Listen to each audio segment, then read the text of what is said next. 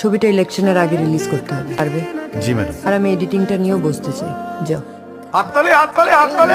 আমাদের এলাকার হিরো শান্ত, তার ছবি এই শুক্রবার আমাদের হলে রিলিজ হচ্ছে, নাম শেষ খেলা। সবাই বসো বসো, এক্ষুনি সিনেমা শুরু হয়ে যাবে, চুপ করে বসো। মিউজিকটা তো কম কেন? এই ভাই, এই সাউন্ডটা বাড়াও। আমার সিন, এই সিনে তো আমি ছিলাম। তাই তো, আমি কোথায় গেলাম? কিন্তু এখানেই শুট করলাম। পৃথিবীর মুখে নেই, সিন বোধহয় আমি তো ছিলাম এখানে। এটা কি হলো মিয়া? 100 সিটের টাকা আমি দিয়েছি শান্ত।